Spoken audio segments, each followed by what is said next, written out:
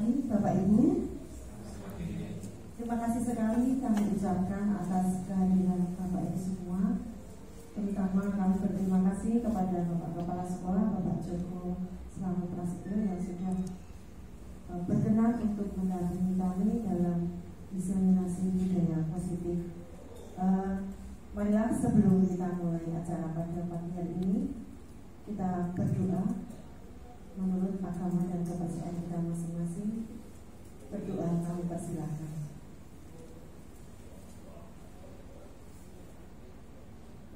Cukup ya. Bapak Ibu, kami dari angkatan 9 calon guru penggerak saya di Purwaningsih. Di sini saya akan memaparkan diseminasi budaya positif.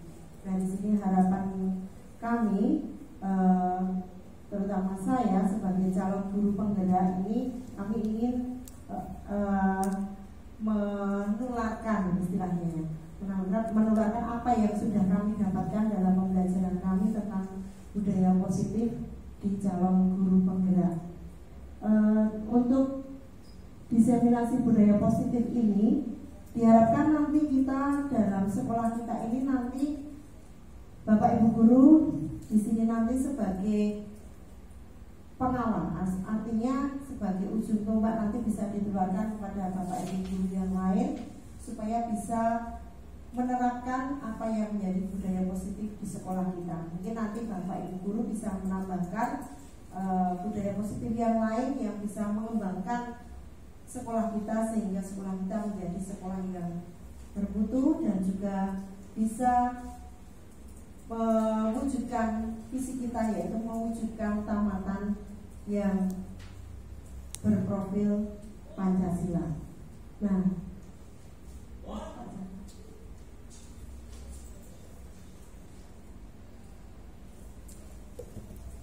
dalam budaya positif ini didasari dari tujuan pendidikan. Nah, tujuan pendidikan menurut Ki Hajar Dewantoro itu bahwa tujuan pendidikan adalah menuntun segala kodrat yang ada pada anak-anak agar mereka dapat mencapai keselamatan dan kebahagiaan yang setinggi-tingginya, baik sebagai manusia, makhluk individu, maupun sebagai anggota masyarakat.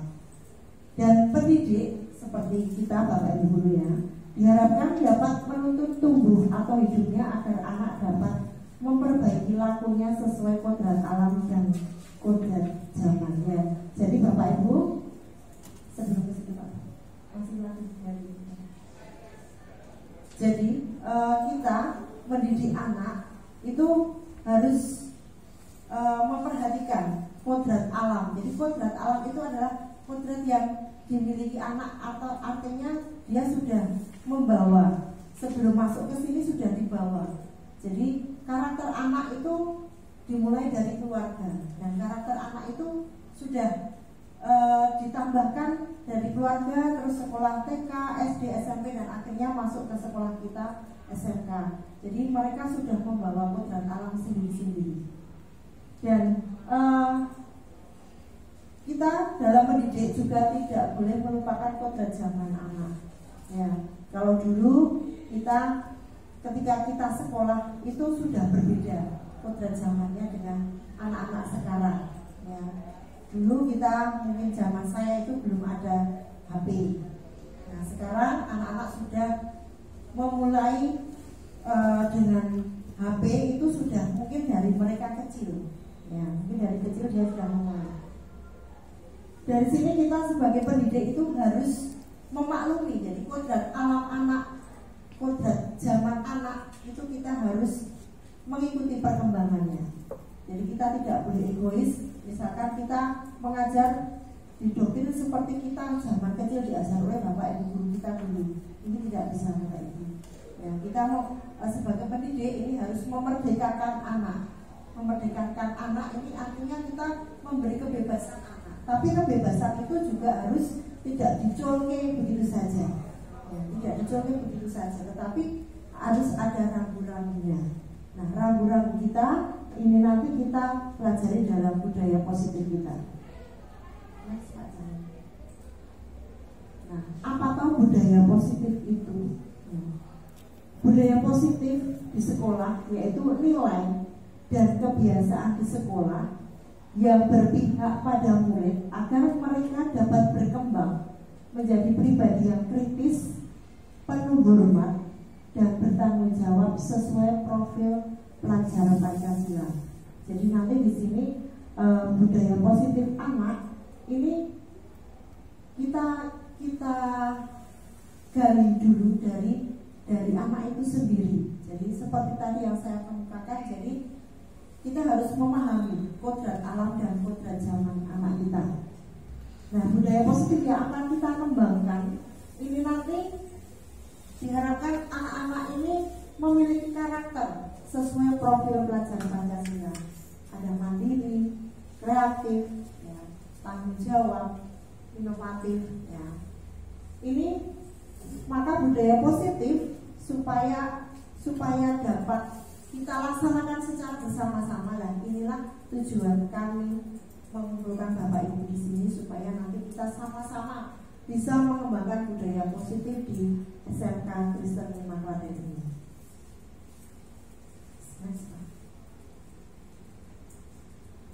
Konsep utama budaya positif ini yang pertama tentang perubahan paradigma belajar. Yang kedua, disiplin positif. Yang ketiga, kebutuhan dasar manusia. Yang keempat, motivasi perilaku manusia. Yang kelima, restitusi posisi kontrol guru. 6. Keyakinan kelas. Dan yang ketujuh, segitiga restitusi. Ini akan kita bahas satu persatu. Perubahan paradigma belajar. Nah, dalam membangun budaya positif, sekolah ini dapat menyediakan lingkungan yang positif dan nyaman sehingga siswa dapat berpikir, bertindak, dan berinovasi secara mandiri, merdeka, dan bertanggung jawab. Jadi, dalam membangun budaya positif, ini juga kita harus menyediakan lingkungan yang positif, ya. Misalkan kita memberi contoh yang baik pada anak-anak kita. Misalkan kita bertemu, Bapak Ibu guru bertemu ini saling sapa, ya, saling senyum. Nah, ini ada budaya positif. Kemudian ketemu anak yang baru datang, kita memberi salam, memberi senyum, itu sudah memberikan lingkungan yang positif kepada mereka. Dan juga sekolah ini memberikan lingkungan yang positif juga dengan ruang kelas yang cukup memadai untuk siswa belajar, baik itu kebersihannya, kemudian penerangan yang cukup, dan mungkin di saat yang panas seperti ini ada yang menyejukkan anak-anak, mungkin ada kipas angin di sekolah kita. Nah, sehingga dengan lingkungan yang positif dan nyaman, ini diharapkan siswa ini bisa berpikir secara mandiri, bertindak, dan juga berinovasi. Artinya bisa mengikuti pembelajaran ini dengan menyenangkan. Ya, tidak ada yang tidur, ya, tidak ada yang ngobrol sendiri, ya, tidak ada yang kepanasan kipas-kipas. Ya. Ini nanti membuat suasana kelas itu menjadi tidak nyaman. Nah, ini kalau kita menyediakan lingkungan yang positif, pasti anak-anak akan belajar lebih nyaman lagi. Perubahan paradigma teori kontrol menurut Dr. William Glasser. Kurang dulu. Yang pertama adalah ilusi guru mengontrol murid. Yang kedua, ilusi bahwa semua penguatan positif dan bermanfaat. Yang ketiga, ilusi bahwa kritik ini akan membuat orang merasa bersalah, dapat menguatkan karakter anak. Kemudian ilusi bahwa orang dewasa ini memiliki hak untuk memaksa. Jadi Bapak Ibu guru, kalau zaman dulu kita sebagai murid dulu, ini seakan-akan memang kita dipaksa oleh Bapak Ibu guru kita. Itu saya juga mengalami. kowe kudu bisa. Loro ping loro sama dengan papat. Kowe kudu bisa. Contohnya seperti itu. Ini pemaksaan, ya. Dan kalau kita mengkritik anak, ya, ini mengkritik anak ini dulu seperti ini, misalkan rambutmu gondrong lho, medeni koyo wong edan. Nah, seperti itu. Itu mengkritik anak yang membuat anak ini merasa bersalah dan juga merasa down. Itu saya alami dulu, tapi kalau sekarang diharapkan dengan kita menerapkan budaya positif, kita bisa merubah paradigma itu. Ya. Disiplin. Nah, disiplin ini adalah kemampuan memerintahkan diri sendiri dalam mengontrol dan menguasai diri untuk memilih tindakan yang mengacu pada nilai-nilai yang kita hargai dengan penuh tanggung jawab tanpa diperintah orang lain. Nilai-nilai yang kita hargai adalah nilai kebajikan atau sifat positif manusia yang merupakan tujuan mulia yang ingin dicapai setiap individu, yaitu nilai-nilai dalam profil pelajar Pancasila. Jadi ketika kita menerapkan disiplin, ya, ini kita artinya bisa mengontrol, bisa menguasai diri kita untuk memilih tindakan, ya. Disiplin dari kita mulai dari anak-anak itu masuk ke gerbang. Ini sudah kita menerapkan disiplin. Mereka sudah turun dari sepeda motor. Kemudian istilahnya apa? Menuntun, ya. Tidak dinaiki sepeda motornya. Itu awal dari masuk sekolah kita ini sudah ada disiplinnya. Dan ini adalah kontrol anak-anak, ya. Kontrol anak-anak, disiplin anak-anak itu yang bisa menguasai diri mereka.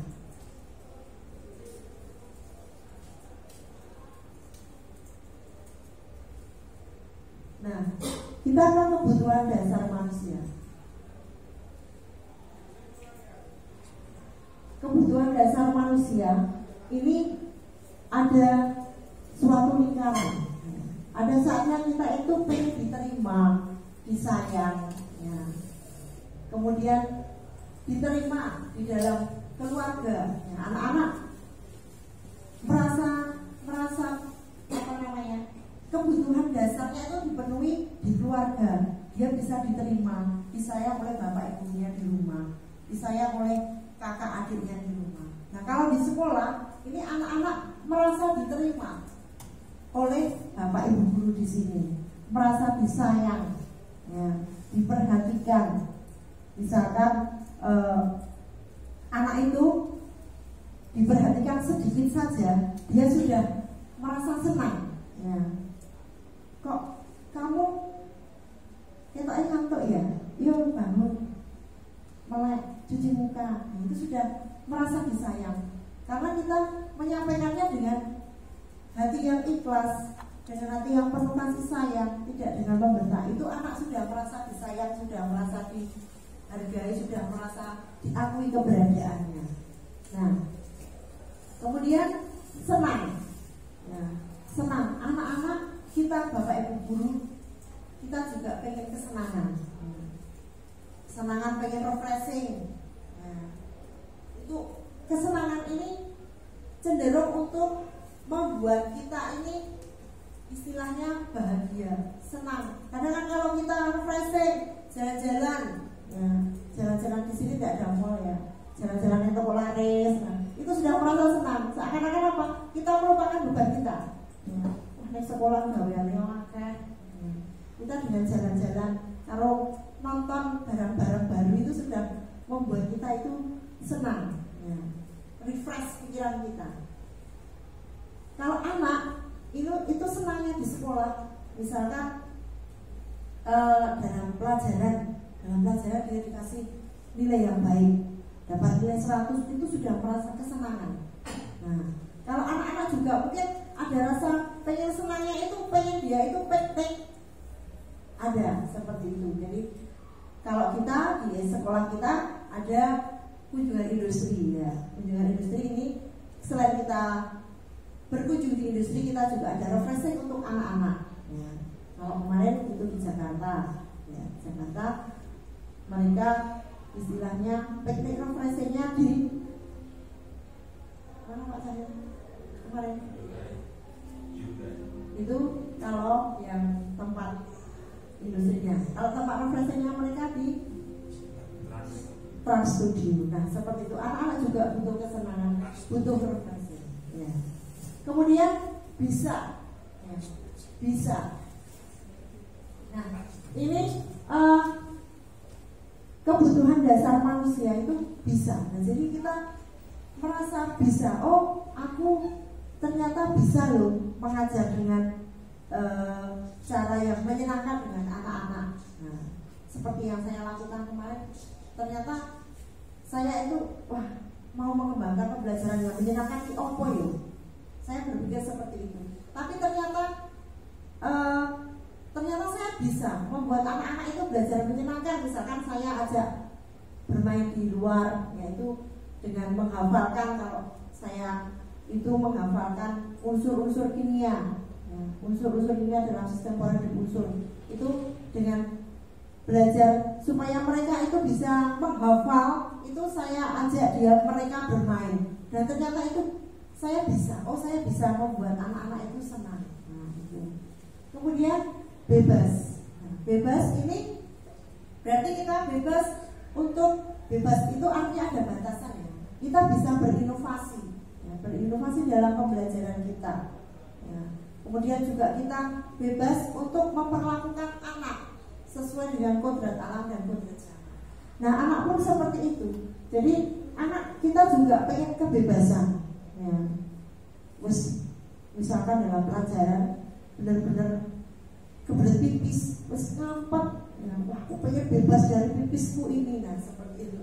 Contoh kecilnya seperti itu. Jadi anak-anak bisa merasa bebas. Nah selain itu juga kalau itu contoh yang kecil, bebas ya, anak-anak ini artinya dia bebas berkreasi, berinovasi. Misalkan dalam pembelajaran informatika ya Pak Cahyo ya, pembelajaran informatika anak-anak bebas. Misalkan Pak Cahyo memberikan tugas membuat video. Nah ini Pak Cahyo memberikan kebebasan anak-anak untuk satu, memilih tema mereka, kemudian memilih setting tempat. Silahkan, ini anak-anak diberi kebebasan.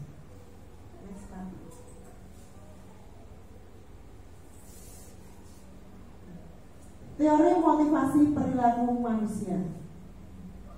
Untuk menghindari ketidaknyamanan atau hukuman, itu apa yang akan terjadi apabila saya tidak melakukannya? Ini adalah motivasi eksternal. Jadi perilaku manusia ini kadang kalau kita misalkan saya berperilaku terus saya melakukan kesalahan. Nah ini kita seakan-akan kalau melakukan sesuatu ini menghindari kesalahan ya, atau hukuman. Padahal apa yang kita lakukan ternyata sudah melanggar atau kita itu salah. Nah, itu adalah apa yang akan terjadi apabila saya tidak melakukan hal itu. Nanti itu adalah motivasi eksternal. Jadi orang yang menilai, ini salah melakukan ini, tapi bagi saya mungkin itu tidak salah. Itu yang menilai adalah dari pihak luar. Atau juga untuk mendapatkan imbalan dari orang lain. Jadi saya melakukan sesuatu, ya, saya melakukan sesuatu itu, kok ben aku itu imbalan. Ya, saya melakukan, misalkan aku ini kudu garap RPP. RPP-nya itu harus perfect. Dengan harapan nanti saya mendapatkan imbalan. Imbalan itu tidak hanya berupa uang ya Bapak Ibu, mungkin pujian. Dengan harapan, oh ini Bu Tiwi ngumpulnya di CDW, nah, akan mendapat pujian dari Bapak Kepala Sekolah. Ya ini yang nomor 1 mengumpulan RPP adalah Bu Tiwi. Nah seperti itu. Nah imbalan itu ada yang berupa pujian. Ya, ini dipuji. Nah seperti itu. Jadi tidak saklek untuk mendapatkan uang. Nah, itu adalah imbalan. Terus Imbalan yang lain misalkan dipakai sebagai contoh, ya, sebagai contoh. Ini sudah membuat kita bangga, ya. Seperti itu. Jadi imbalan, misalkan Pak Cahyo ini guru yang paling disiplin. Pak Cahyo ini loh guru yang paling disiplin. Mari kita contoh. Ya, kedisiplinan Pak Cahyo mari kita contoh. Nah itu adalah mungkin kita melakukan sesuatu, Pak Cahyo ingin melakukan sesuatu, pengen mendapatkan ujian, pengen mendapatkan prioritas, nah seperti itu. Kemudian untuk menghargai diri sendiri, nah saya akan menjadi orang yang seperti apa bila saya melakukannya. Nah ini adalah motivasi internal kita. Nah disinilah tujuan disiplin positif kita. Kalau saya melakukan hal ini, berarti aku menghargai diriku sendiri. Misalkan kita datang tepat waktu, ya sebelum briefing kita sudah datang, sudah duduk manis di ruang guru. Ini sudah menerapkan disiplin pada diri kita. Dan ini dengan harapan itu tidak ada imbalan, tidak ada ujian. Pokoknya saya harus mendisiplinkan diri sendiri. Saya harus disiplin. Itu adalah motivasi internal.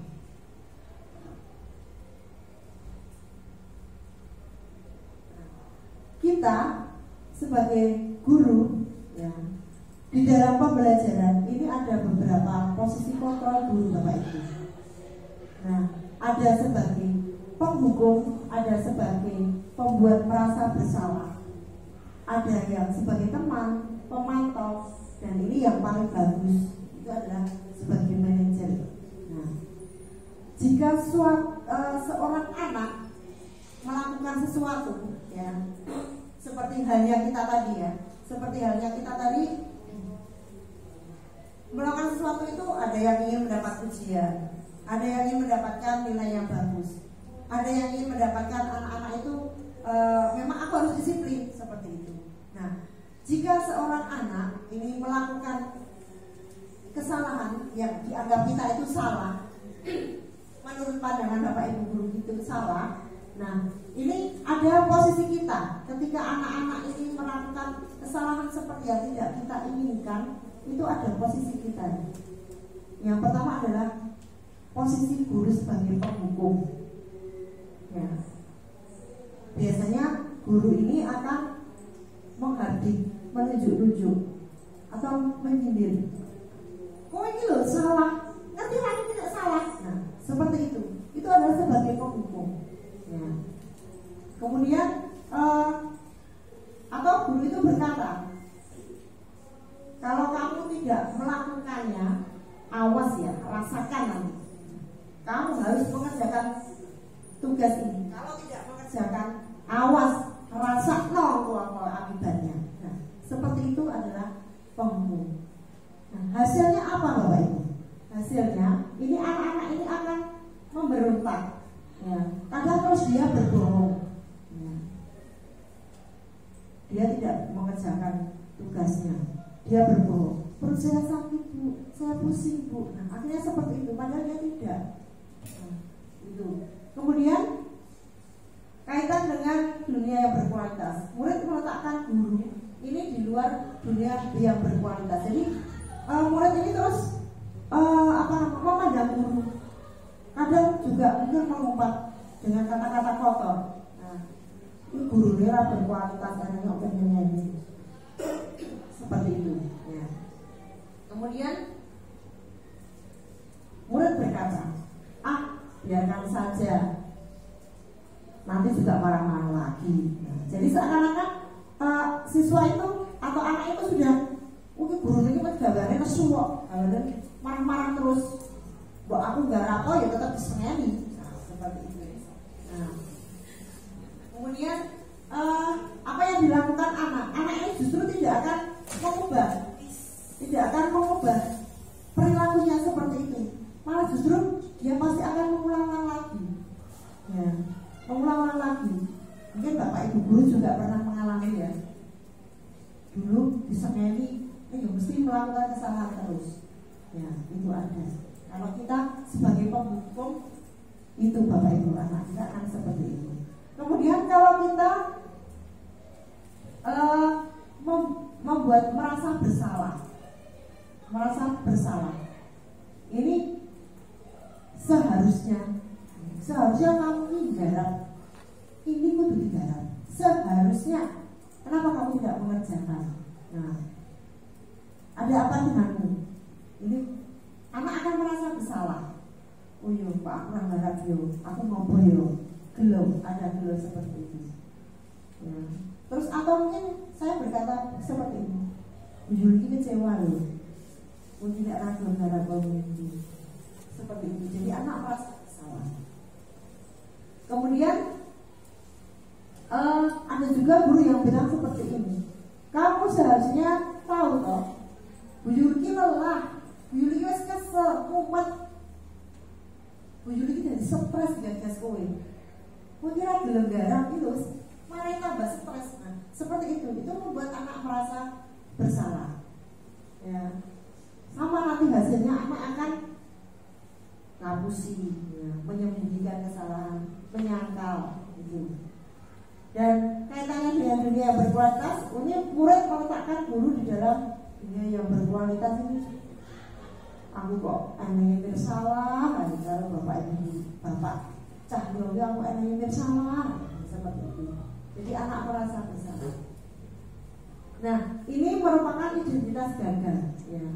Jadi guru sebagai penghukum, sebagai pembuat merasa bersalah anak, ini sudah merupakan identitas gagal atau perbuatan di luar kita. Kemudian sebagai teman, kita sebagai teman, ini membuat alasan-alasan untuk murid. Ayolah, demi ibu, mbok kowe aja bolos meneh. Bu Yuli sebagai wali kelasmu wis kurang-kurang. Ya. Wis toh, masa kamu tidak mau? Ya. Jadi anak ini di sini merasa sebagai teman, ya. Tapi kita juga harus nadanya memang nada halus, ya.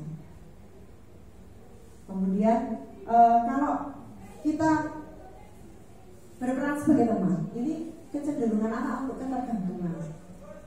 Yang berdua kalau harus konco, aku akan kali seneng, nah, seperti itu. Nah, kemudian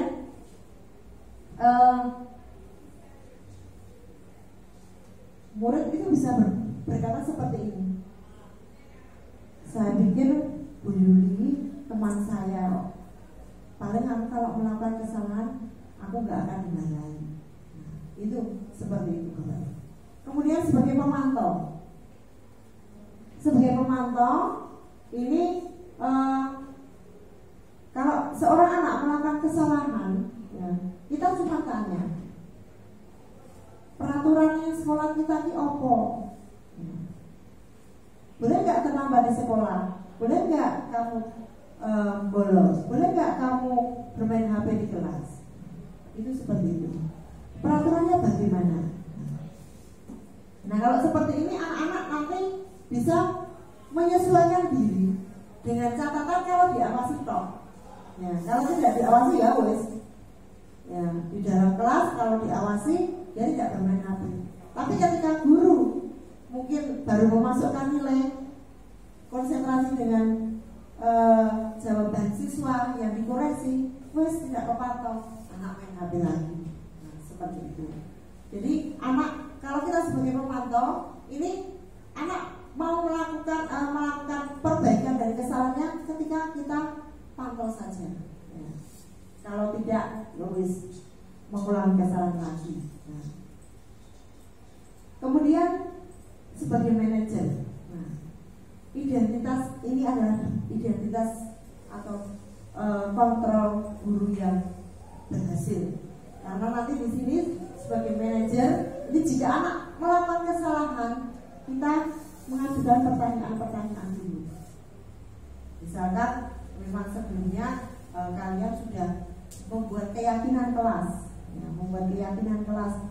bahwa misalkan tidak bermain HP, ya, menjaga kebersihan. Nah, kalau anak melakukan kesalahan itu guru akan berkata seperti ini biasanya. Apakah yang sudah kita yakini sebagai keyakinan kelas kita? Apa yang sudah kamu tuliskan di keyakinan kelas kita di opo? Nah, apa yang bisa kamu kerjakan untuk memperbaiki kesalahan ini? Nah, ini hasilnya ini akan menguatkan anak. Selain anak tidak merasa dihukum, ya, kemudian anak tidak merasa disalah-salahi.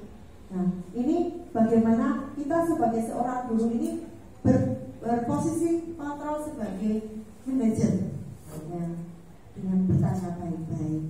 Kenapa kok bisa seperti ini? Terus kalau kamu sudah melakukan ini, tahu nggak akibatnya? Akibatnya apa? Kemudian kita tanya lagi, setelah ini apakah kamu mau melakukan kesalahan lagi? Apa yang akan kamu lakukan setelah melakukan kesalahan ini? Seperti itu. Nah, jadi di sini anak ini bisa bertindak bagaimana caranya mereka itu nanti bisa memperbaiki dirinya. Ya, next Pak.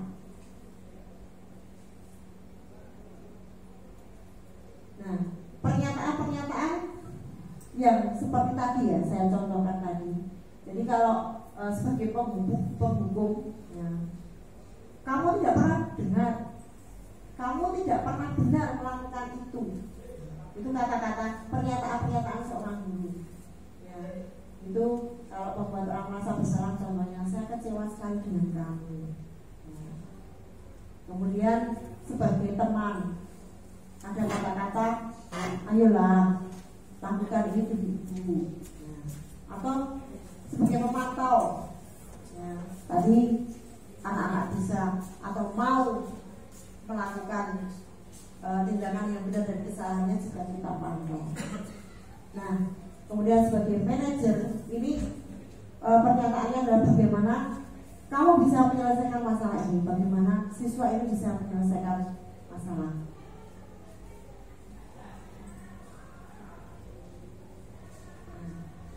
Keyakinan kelas. Keyakinan kelas ini adalah nilai-nilai kebajikan atau prinsip-prinsip umum yang disepakati bersama secara umum di dalam kelas ya Bapak Ibu ya, tanpa memandang perbedaan agama, suku, negara dan bahasa. Menurut Gosen di tahun 1998, suatu keyakinan ini akan lebih memotivasi seseorang dari dalam. Kemudian seseorang akan lebih bersemangat untuk menjalankan keyakinannya daripada hanya sekedar mengikuti peraturan. Jadi dalam membuat keyakinan kelas, ya, nanti saya harapkan Bapak Ibu yang di sini ini bisa membuat keyakinan kelas. Ya. Sebelum membuat keyakinan kelas ini mungkin ada peraturan-peraturan dulu yang akan disampaikan. Ya. Ini sudah saya terapkan.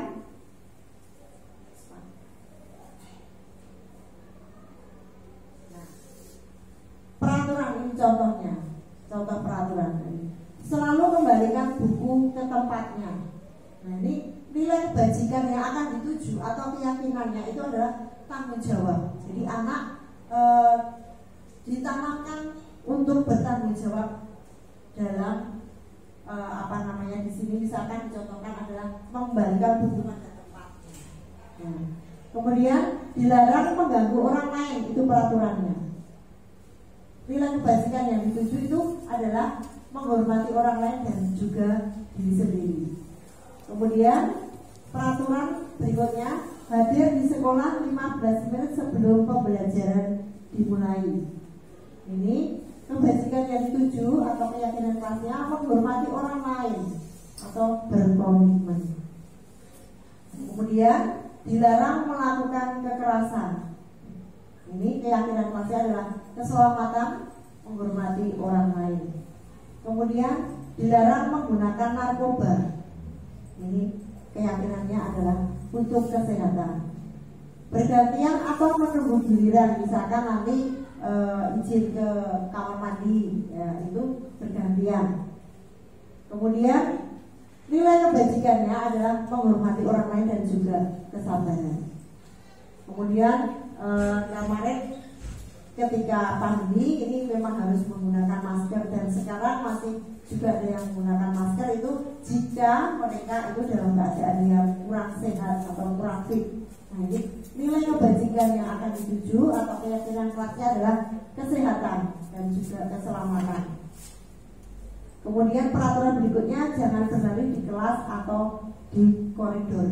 Nah, ini demi keselamatan dan keamanan. Nah, sebelum ke segitiga restitusi, Bapak Ibu, mungkin bisa saya tampilkan ya contoh keyakinan kelas yang sudah kami buat di 10 TJKT ya.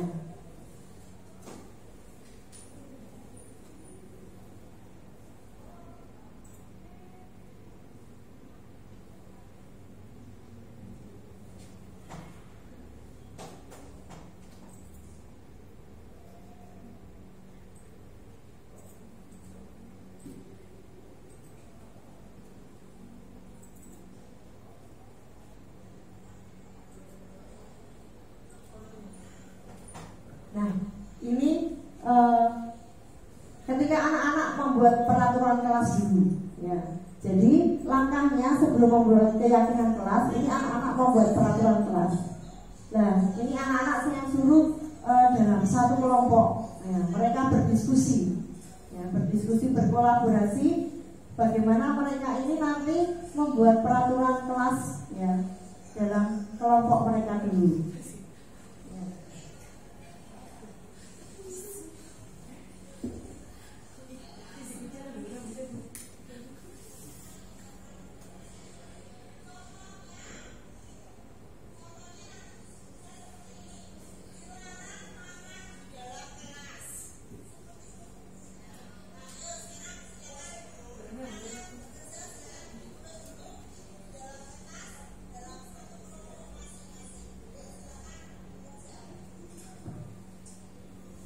Itu contohnya.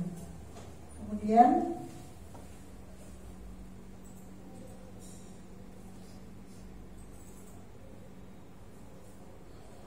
setelah mereka mendiskusikan peraturan kelas yang akan mereka ajukan dalam kelompok itu, mereka mempresentasikan ya. Kemudian ada salah satu yang menuliskan di papan tulis itu peraturan apa saja yang ada di sana.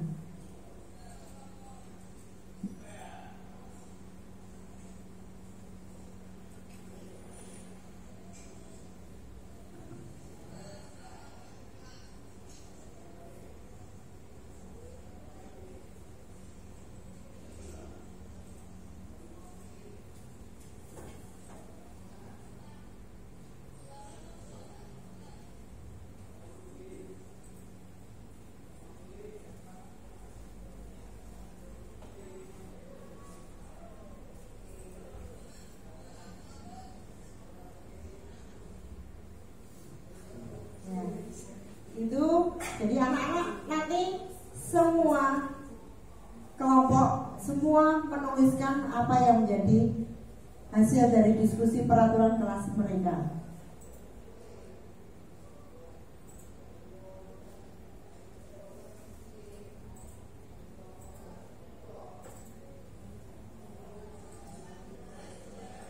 Nah, ini sampai yang kelompok terakhir ya Bapak Ibu ya. Ini kelompok terakhir ada mereka menuliskan peraturan kelas.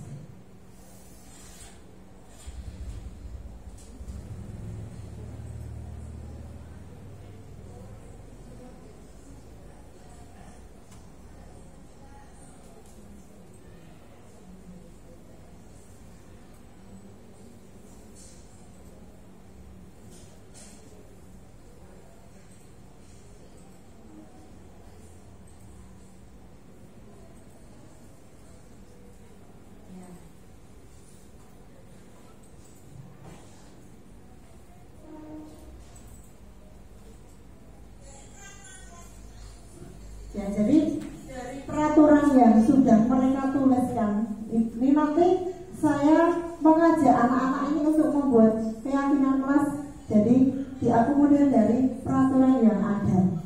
Ya, seperti tadi bahwa misalkan tidak ada yang menuliskan itu tidak merokok di kelas, berarti untuk kesehatan. Nah, seperti itu keyakinan kelasnya.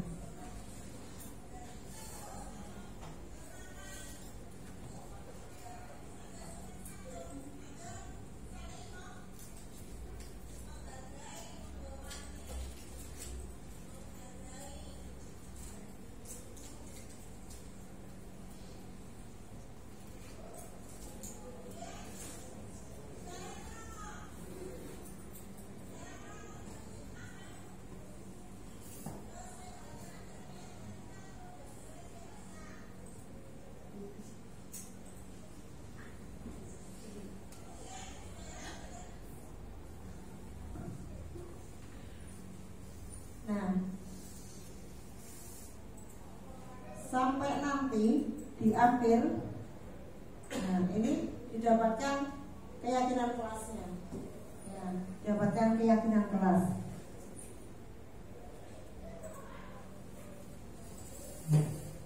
Nah ini adalah tadi peraturan kelas yang lengkap, kemudian baru keyakinan kelasnya yang ini tadi. Jadi nanti Bapak Ibu guru di sini saya harapkan bisa mengajak murid-muridnya ini untuk menerapkan disiplin positif kita. Ini dimulai dari membuat keyakinan ke dalam kelas. Ya. Jadi seperti yang saya lakukan seperti itu mungkin nanti bisa sebagai acuan untuk Bapak Ibu guru untuk membuat keyakinan kelas. Ya.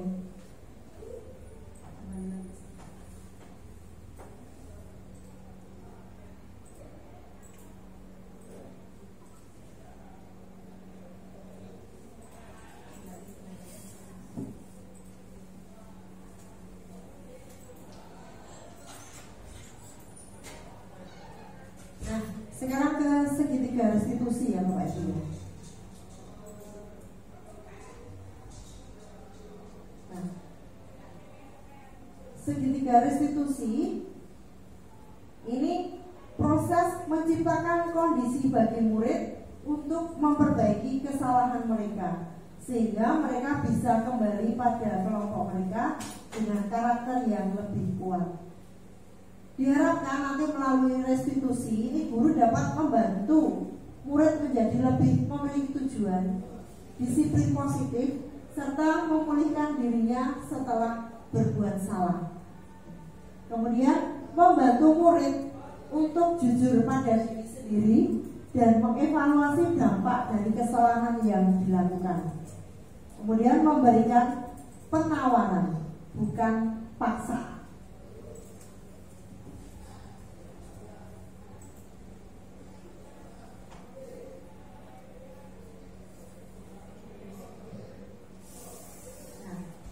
Bentuk dari segitiga restitusi itu seperti ini Bapak Ibu. Ya. Jadi yang pertama, jika seorang anak ini melakukan kesalahan atau pelanggaran dari keyakinan kelas yang sudah dibuat, ini yang pertama kita lakukan adalah validasi tindakan yang salah. Ya.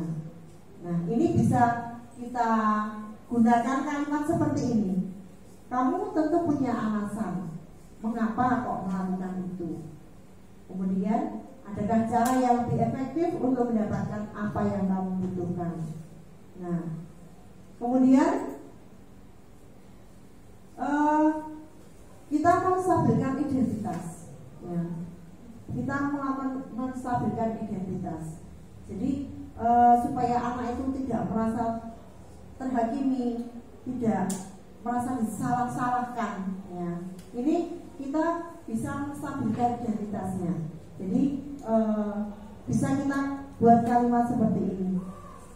Tidak semua orang itu benar. Tidak semua orang itu benar. Pasti ada. Saya pun sering melakukan kesalahan. Jadi tidak ada manusia yang sempurna. Nah, seperti itu adalah menstabilkan identitas. Nah, menanyakan keyakinan kelas apa yang sudah disepakati. Nah, ini seperti tadi, kamu tahu keyakinan kelas kita itu apa. Nah, seperti itu.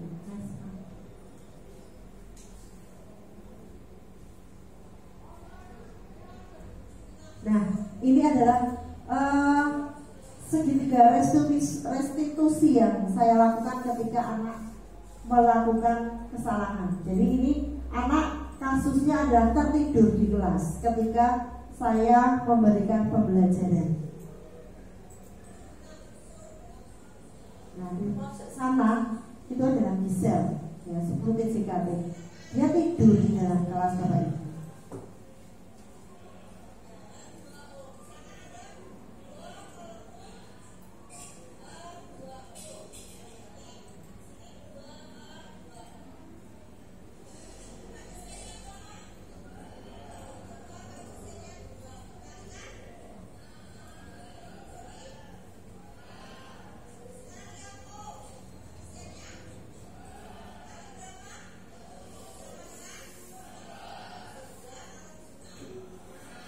Yang lainnya bersorak-sorak menjawab, tapi si Gisel ini ternyata tertidur Bapak Ibu.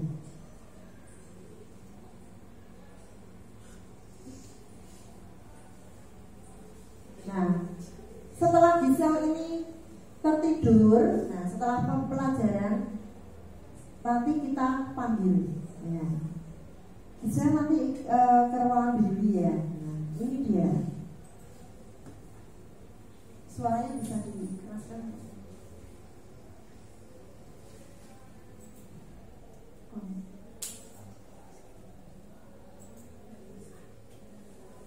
Suaranya kurang kerasnya. Jadi di sini saya menerapkan segitiga restitusi tadi. Ya. Kenapa kok kamu tidur?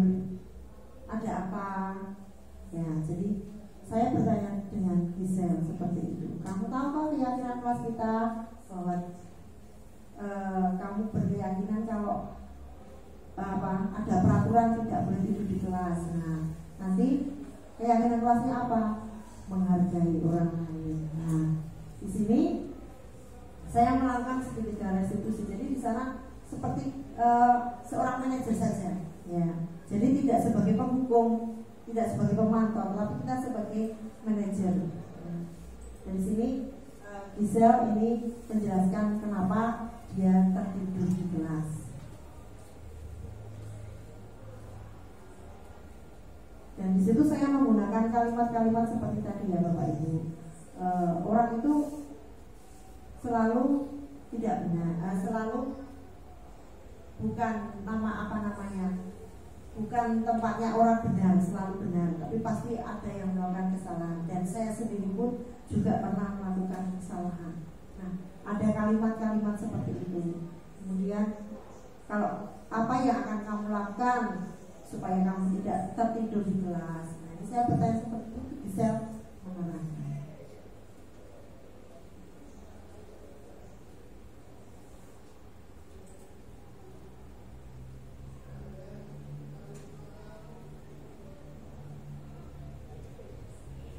Dan kita juga akan memberikan apresiasi. Ya, kalau dia mau melakukan kesalahan, kita memberikan apresiasi. Kamu jempol, kamu mau mengakui kesalahan, kamu mau memperbaiki kesalahan. Nah, seperti itu. Nah, jadi Bapak Ibu, ketika kita mengajar, pasti kita sering menemui anak-anak ini melakukan atau melanggar apa yang menjadi keyakinan kelas. Ya. Nah, ini bagaimana caranya kita ini untuk menumbuhkan disiplin dari anak-anak kita. Nah, anak-anak kita itu adalah akses bangsa kita. Nah, kita harapkan anak-anak itu menjadi sukses. Ya. Nah, dari sini Bapak Ibu, apakah ada yang mau ditanyakan? Ya, monggo Pak Cahyo. Contoh kasus siswa tidur itu tindakannya setelah selesai pelajaran atau sebaiknya pada saat itu, karena kalau misalnya seperti jam saya 4 jam, saya mau sampai 4 jam ya kebenaran siswanya tidur pula sampai 4 jam. tidak di tempat atau harus bagaimana? Ya, dari pengalaman mengajar Pak Cahyo, misalkan ada anak yang tertidur, apakah akan dibiarkan selama 4 jam? Ya, kita sebagai seorang guru, ini kita harus berusaha, misalkan membangunkannya tidak dengan baik, tidak. Nah, tapi kita juga harus membangunkan pelan-pelan. Ya, harus membangunkan pelan-pelan. Nah, segitiga restitusi ini kita lakukan ini setelah pembelajaran, ya Pak Cahyo. Jadi ketika kita membangunkan anak saat pembelajaran ini dengan penuh kasih sayang, ya, anak tidak merasa disalahkan. Ya. Jadi pelan-pelan dibangunkan. Nah, nanti setelah bangun, setelah pembelajaran selesai, baru kita panggil untuk restitusi. Itu Pak Cahyo. Ada lagi Bapak Ibu?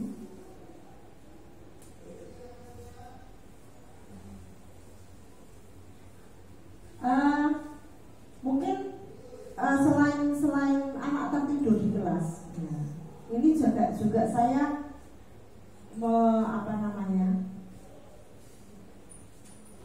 mempunyai cerita juga.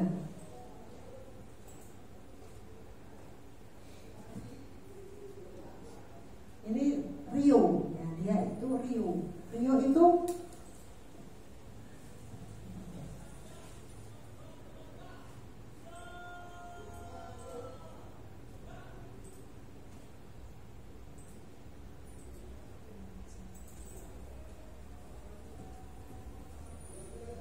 Rio ini juga tertidur. Bukan, maaf, yang tertidur tadi bisa. Dia bermain HP ya, saat pembelajaran. Ya, bermain HP saat pembelajaran. Padahal di peraturan kelas yang mereka sepakati itu dilarang menggunakan HP saat pelajaran jika tidak disuruh oleh Bapak Ibu guru. Karena Bapak Ibu guru itu ada yang memang harus menggunakan HP untuk mencari literatur, ya, ada juga seperti itu. Tapi pada saat pembelajaran tidak menggunakan HP, ya jangan menggunakan HP. Nah, seperti itu peraturannya.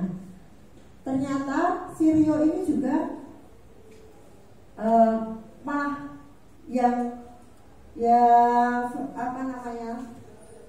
musimnya saat ini anak-anak itu bermain ML. Ya, itu. Jadi ketika diskusi, si Rio ini malah bermain HP. Dia tidak mau menularkan idenya, atau mengutarakan pendapatnya dalam diskusi, tapi dia malah berbicara sendiri, bermain HP sendiri. Ya. Nah, itu. Nah, apakah kita juga langsung menegurnya atau dibiarkan seperti pertanyaan Pak Cahyo tadi? Apakah akan kita biarkan selama diskusi 2 jam pembelajaran dia bermain HP, bermain ML terus? Tentunya kan tidak, ya Bapak Ibu, ya. Nah, ini kita tegur dulu. Ya, kita tegur dulu. Rio, HP-nya disudahi yang ML. Nah, itu. Jadi kita tidak membentak, Rio, kamu HP-nya taruh di atas. Tidak seperti itu Bapak Ibu. Ya. Kita gunakan kalimat yang penuh kasih sayang, pelan-pelan menyentuh. Ya. Jadi dengan begitu anak akan menyadari, oh yo, aku keliru kalau seperti ini. Ya. Nah, jadi dari situ nanti seperti tadi restitusinya, Rio ini nanti kamu setelah pembelajaran selesai, kamu ke ruangan Yudi atau ke ruangan Pak Cahyo yang saat itu sedang mengajar saat melakukan kesalahan. Nah, itu di situ nanti si Rio ini juga akan mengutarakan apa yang menjadi sebab dia itu bermain HP. Dan ternyata di sana dia itu bercerita, saya itu main HP karena kalau tidak main HP saya ngantuk, Bu. Saya sudah tidak bisa berpikir jernih. Ya, karena semalam itu saya membantu ibu saya. Ibu saya itu jualan keripik, Bu. Saya ikut istilahnya apa namanya, buteli. Nah, ibu sampai larut malam, saya ngantuk. Kalau saya tertidur nanti saya takut juga, Bu, kalau tertidur. Makanya saya bermain HP daripada tidur. Seperti itu. Nah, itu alasan beliau kemukakan. Dan dia juga mengemukakan, oh Bu, nanti saya berjanji Bu, saya tidak akan mengulangi salah lagi. Saya kalau berdiskusi saya akan mengutarakan pendapat saya, Bu. Saya ikut sumbangsih dalam kelompok saya. Ya, itu. Jadi di sini diharapkan Bapak Ibu guru di sini sebagai pendidik itu bukan sebagai penghukum, tapi sebagai seorang manajer, ya, yang dimana nanti manajer ini kita bisa membuat anak ini bisa merubah apa yang menjadi kesalahannya, dan perubahannya ini bersifat permanen, tidak akan melakukan kesalahan lagi, ya Bapak Ibu, ya. Orang kok ketika saat ini wes aku bagi sengeni, bagi panggil, aku tidak akan melakukan kesalahan lagi, bagi lalu dan mana. Tidak, harapannya tidak seperti itu. Jadi apa yang menjadi keyakinan kelas itu benar-benar mereka laksanakan. Nah, kita sebagai guru, sebagai pendidik, ini adalah posisi kita diharapkan sebagai seorang manajer. Ya, jadi nanti anak-anak yang sekolah di SMK Kristen 5 ini diharapkan dia memiliki kebebasan. Kebebasan artinya di sini kebebasan bukan hura-hura sakar PDW, bukan, tapi kebebasan untuk bisa mengutarakan apa yang menjadi ide, apa yang menjadi inovasinya, apa yang menjadi kreativitasnya, sehingga bisa memberikan sumbangsi kepada sekolah kita ini. Dan memang kita sebagai seorang pendidik ini harus bisa memerdekakan murid kita sesuai dengan kodrat alam dan kodrat zaman yang mereka alami saat ini. Oh iya, Pak Abraham mungkin ada pertanyaan. Terima kasih waktu yang diberikan, Bu. Sebenarnya harapan kita itu dengan diseminasi, yang namanya diseminasi itu kan itu adalah implementasi, bagaimana mengimplementasikan di dalam lingkungan kita. Harapan dari PGP ini adalah ketika dengan melaksanakan diseminasi pembebasan kepada teman-teman itu didukung oleh semuanya dan semuanya bisa mengimplementasikan. Dimulai dari disiplin positif yang secara universal. Harapan kita itu sebenarnya kita membuka dari awal bagaimana disiplin positif yang ada di SMK kita. Kemudian terus bagaimana untuk kita bisa mengimplementasikan.